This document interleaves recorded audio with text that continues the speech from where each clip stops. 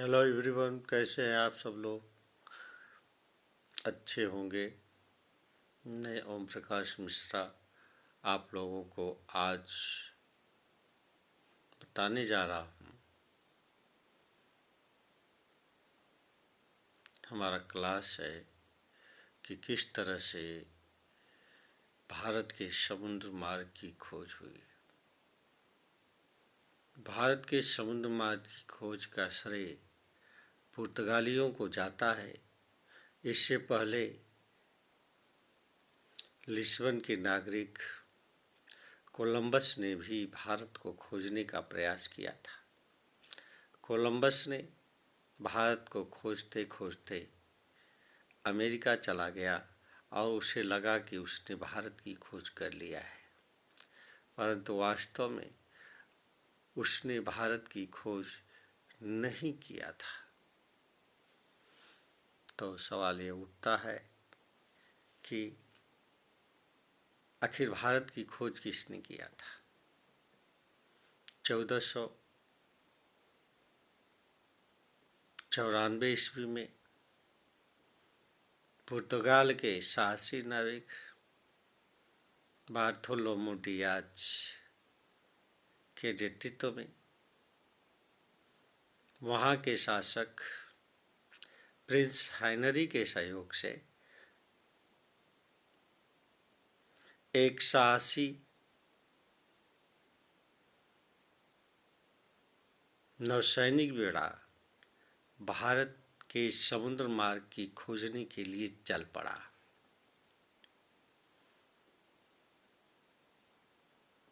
और यह समुद्री बेड़ा दक्षिण अफ्रीका के एक द्वीप पर पहुंचा। दक्षिण अफ्रीका के आशा अंतरिम द्वीप पर पहुंचा और इसके आगे उसकी हिम्मत नहीं हुई, उसकी हिम्मत गवाही नहीं किया और उसने इस द्वीप का नाम आशा अंतरिम द्वीप रखा। मेरे दोस्तों, इसके बाद वह व्यक्ति बार्थोलोमू डियाज वापस अपने देश पुर्तगाल पहुंच गया। बार्थोलोमू डियाज के बाद प्रिंस हेनरी के सहयोग से पुर्तगाल के साहसी नाविक वास्को डी गामा ने 17 मई 1498 ईस्वी में भारत के समुद्री मार्ग की खोज का बेड़ा उठाया। दोस्तों, यह व्यक्ति आशा अंतरिम तक पहुंचा क्योंकि इसके पूर्ववर्ती नाविक बार्थोलोमू डियाज ने आशा अंतरिम या तूफानी अंतरिम की खोज कर लिया था। बार्थोलोमू डियाज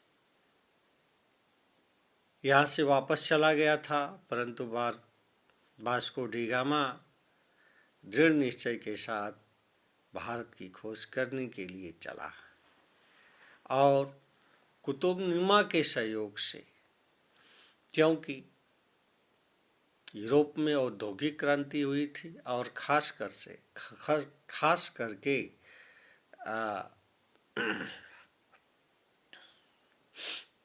पुर्तगाल में भौगोलिक और औद्योगिक क्रांति ने कुतुबनुमा के आविष्कार को जन्म दिया। दो देश भारत की खोज में एक नए व्यापारिक मार्ग, एक नए व्यापारिक स्थान की खोज में महत्वपूर्ण भूमिका निभाई और इन दोनों देशों में पहला देश था स्पेन और दूसरा देश था पुर्तगाल।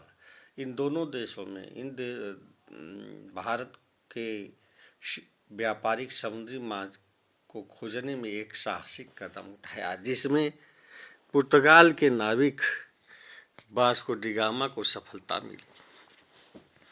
दोस्तों, Vasco D gamma Vasco D gamma जैसे ही आशा अंतरिम अर्थात दक्षिण अफ्रीका के तट पर पहुंचा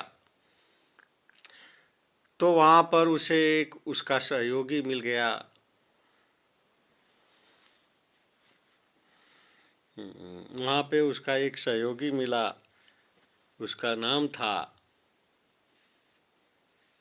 दोस्तों, जैसे ही वह व्यक्ति आशा अंतरिक्ष पर पहुंचा उसे वहाँ पर उसका एक सहयोगी मिला और उसका नाम था अब्दुल मानिद। दोस्तों, उस अब्दुल मानिद गुजरात का रहने वाला एक व्यक्ति व्यापारी था। अब्दुल मानिद ने वास्को डी गामा का पथ प्रदर्शन का कार्य किया तथा दोस्तों अब्दुल मानिद के सहयोग से वास्को डी गामा भारत के समुद्री मार्ग की खोज के लिए आगे बढ़ा और वह गुजरात के वह तमिलनाडु के केरल के कालीकट के बंदरगाह पर पहुंचा। वहाँ पर एक राजा था जिसकी उपाधि जमूरिन थी।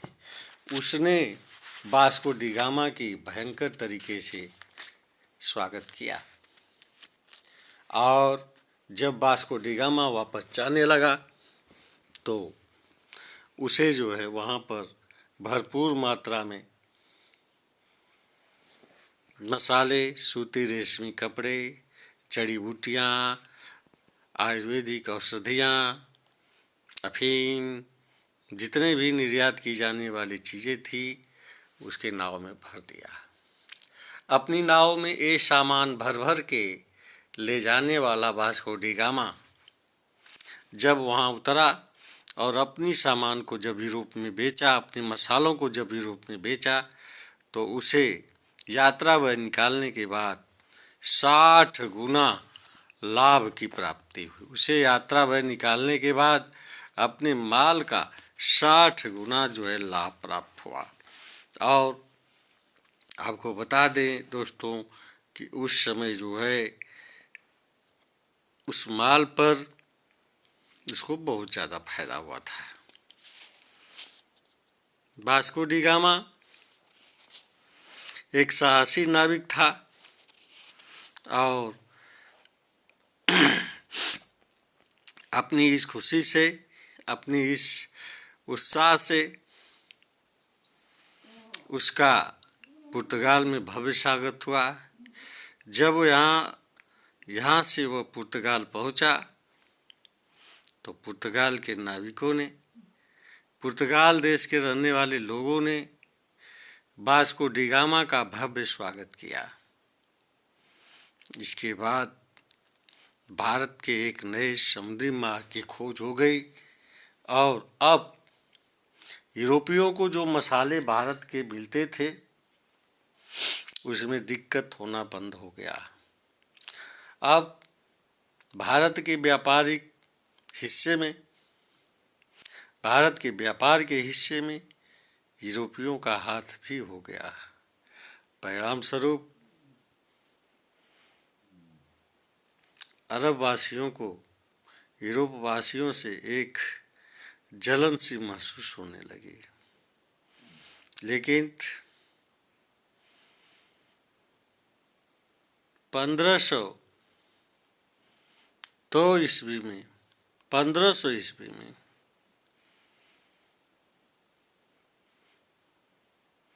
पुर्तगाल का एक नाविक फिर भारत आया और उसका नाम था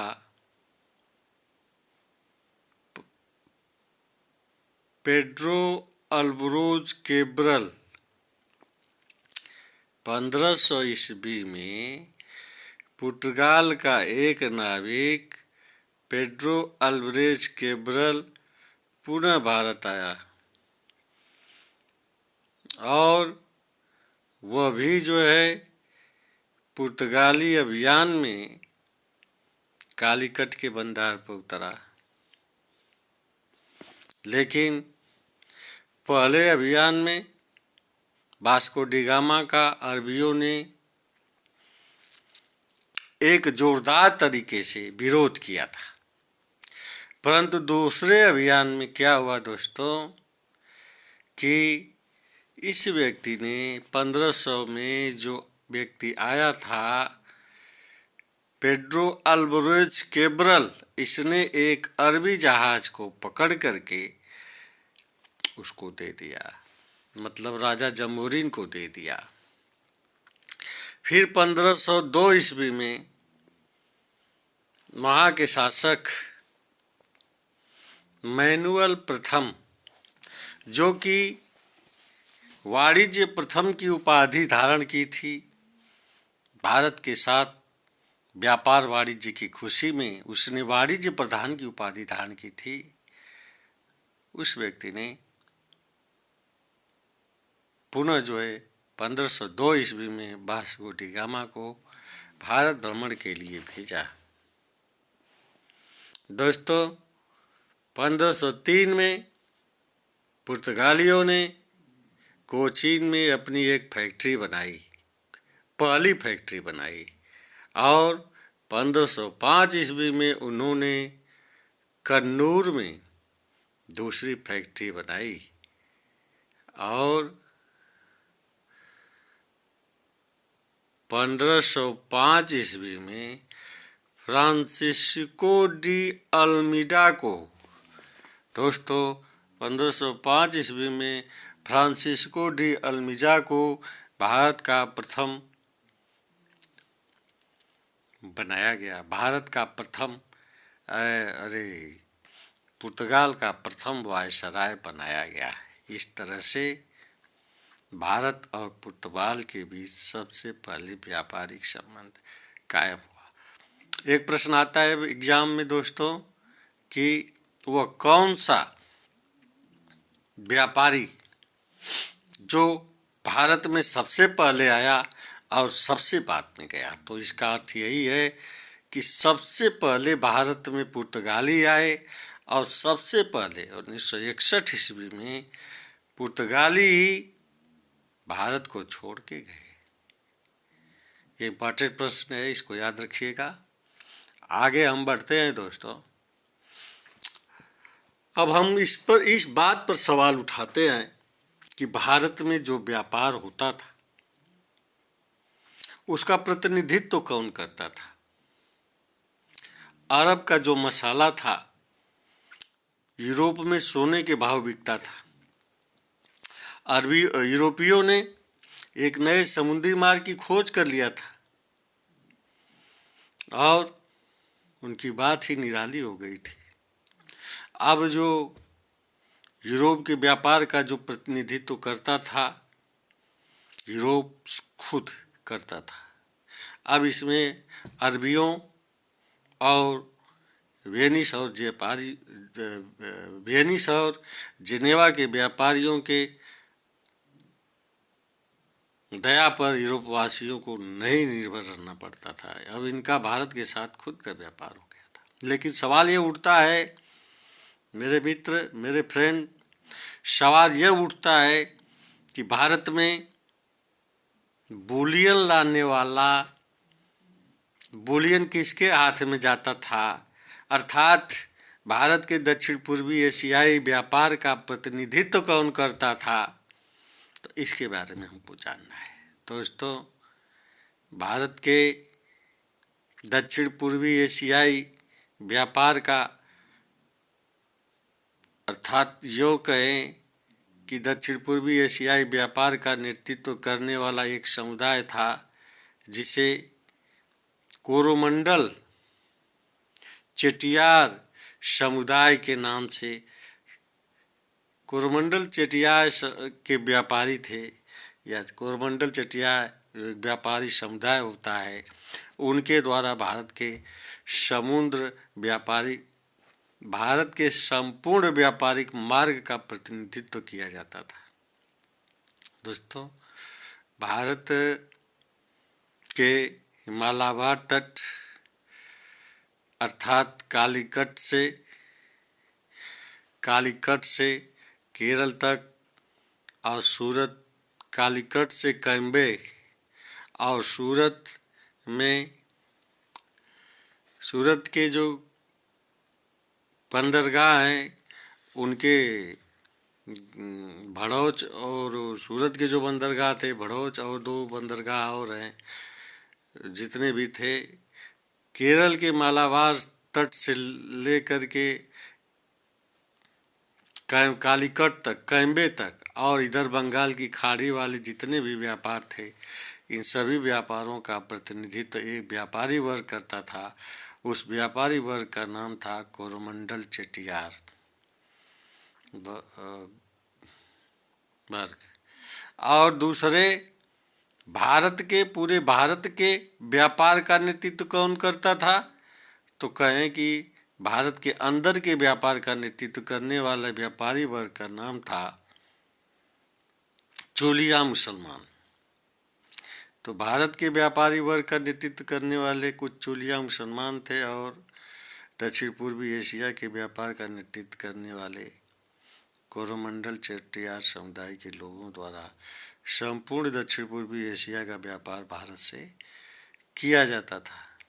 बदले में भारत सोना या चांदी अर्थात बुलियन की प्राप्ति करता था। दोस्तों, अगले चैप्टर में हम मैप से बताएंगे कि कैसे जो है भारत में व्यापार वाणिज्य का व्यवसाय होता था, भारत में किन किन चीज़ों का व्यवसाय होता था, और